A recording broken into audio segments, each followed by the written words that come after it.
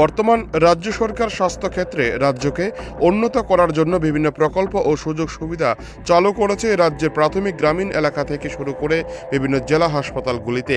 রাজ্যবাসী যাতে স্বাস্থ্যক্ষেত্রে সরকারি সুযোগ সুবিধা বিনামূল্যে পেতে পারে তার জন্য বর্তমান সরকার তার উদ্যোগ গ্রহণ করে মঙ্গলবার সকাল 11টা নাগাদ উদয়পুর টেপানিয়া গোমতী জেলা হাসপাতালে মা ও শিশু স্বাস্থ্য বিভাগের 50 শয্যা বিশিষ্ট নতুন ভবনের দ্বার উদ্ঘাটন করেন মুখ্যমন্ত্রী ডক্টর মানিক সাহা। একই সাথে এদিন দুপুর 12টা নাগাদ রাজারবাগ আয়ুষ্মান আরোগ্য মন্দিরের রাজারবাগ আরবান প্রাথমিক স্বাস্থ্যকেন্দ্রের নবনির্মিত ভবনের শুভোদ্বোধন করেন মুখ্যমন্ত্রী। দুটি অনুষ্ঠানে উপস্থিত ছিলেন বিধায়ক অভিষেক দেবরায়, রঞ্জিত দাস, রামপদ জমাতিয়া, জিতেন্দ্র মজুমদার এবং অর্থমন্ত্রী প্রণজিৎ সিংহ রায় সহ অন্যান্য বিভিন্ন অতিথিরা। দুটি স্বাস্থ্য বিষয়ক অনুষ্ঠানে বক্তব্য রাখতে গিয়ে মুখ্যমন্ত্রী বলেন, মা ও শিশুদের স্বাস্থ্য সুরক্ষায় দেশের প্রধানমন্ত্রী নরেন্দ্র মোদীর দিশাতেই বিভিন্ন জেলা হাসপাতালে পরিকাঠামো উন্নয়নে কাজ করে চলেছে আমাদের সরকার। এই ধারাবাহিকতায় আজ গোমতী জেলা হাসপাতালে নবনির্মিত মা ও শিশু স্বাস্থ্য বিভাগের শুভ দ্বার উদ্ঘাটন করা হয়। মোদি গ্যারান্টি প্রতিফলন এই নতুন সুবিধা। এছাড়া তিনি বলেন, প্রাথমিক স্তর পর্যন্ত স্বাস্থ্যসেবার মান উন্নয়নে বহুমুখী পরিকল্পনার বাস্তবায়ন করে চলেছে বর্তমান রাজ্য সরকার। এই উদ্যোগের অংশ হিসাবে আজ গোমতী জেলার রাজারবাগ আয়ুষ্মান আরোগ্য মন্দিরের দ্বারোদ্ঘাটন সমারোহে উপস্থিত হতে পেরে আমি আনন্দিত বোধ করছি। এই নতুন সুবিধা চালু হওয়ার ফলে স্বাস্থ্য পরিষেবা পাওয়ার ক্ষেত্রে উপকৃত হবেন বিস্তীর্ণ এলাকার জনগণ।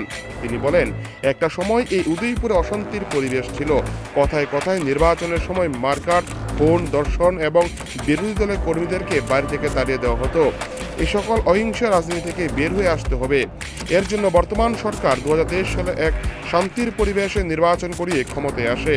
এছাড়া ধনপুর ও বর্ষনগর উপনির্বাচনে কোনো ধরনের মারপিট হয়নি বলে এদিন দাবি করেন মুখ্যমন্ত্রী।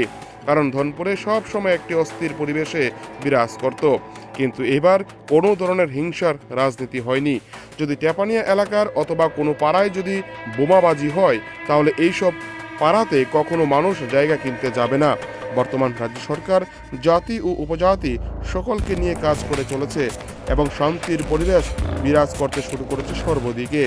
এই দিন দুটি স্বাস্থ্যকেন্দ্রের অনুষ্ঠানে সাধারণ মানুষের উপস্থিতি ছিল ব্যাপক সারা। এখানে অশান্তির পরিবেশ ছিল, আপনাদের এলাকাও বাদ যায়নি। কোথায় কোথায় ইলেকশনের পরে বা ইলেকশনের আগে মারকাট অবস্থা, এখানে অগ্নিসংযোগ, ধর্ষণ, এখানকার যারা অন্য পার্টির বা বিরোধী দলের ওদেরকে তাড়িয়ে দেওয়া, খুন, সন্ত্রাস, এগুলো আমরা দেখেছি। 2023-এ বারবার আমার সরকার এবং আমরা সবাই মিলে ডিসিশন নিয়েছি এই ধরনের যে রাজনীতি বা এই ধরনের যে অহিংসার যে রাজনীতি তার থেকে আমাদের বেরিয়ে আসতে হবে। মানুষ এগুলো পছন্দ করে না। 2023-এ কোনো জায়গায় কোনো রকম হিংসার রাজনীতি ছিল না এবং সেটা কিন্তু আবার পরিলক্ষিত হয় দুটো যে আমাদের বাই ইলেকশন হলো ধনপুর এবং বক্সনগরে। সেখানেও কিন্তু আমরা সবাই জানি বক্সনগরের অবস্থা, ধনপুরে সবসময় সেখানেও একটা অস্থির পরিবেশ থাকতো, সেটা কিন্তু এবারও আমরা দেখিনি। তো এই যে অবস্থা, সার্বিক অবস্থা যেখানে আইন শৃঙ্খলার ল অ্যান্ড অর্ডারের সিচুয়েশন আছে, আমরা 28টা রাজ্যের মধ্যে নিচের দিক থেকে এখন 5th পজিশনে হবে। অর্থাৎ শান্তি যখন থাকবে, আমি উদয়পুরে যদি আসি, এখন মাতাবাড়িতে যদি আসি, তেপানিয়া হসপিটালের আশেপাশে যদি আবার আসতে হয় আর সেখানে যদি দেখি যে এখানে বোমাবাজি হচ্ছে, এখানে গেলে পেশেন্টের হয়রানি হয় বা কেউ আসলে অসুবিধা হয়, ইভেন কোনো পাড়াতেও যদি আপনি যান, ওই পাড়াতে যদি দেখা যায় অস্থির পরিবেশ, সেখানে কিন্তু মানুষ যাইও কিনে না, যাইও না, মানে ওখানে যাওয়ার ইচ্ছে বোধ হয় না। তা আমরা চাই শান্তি বিরাজ হোক, জাতি জনজাতিকে নিয়ে আমরা একসাথে আমরা চলি।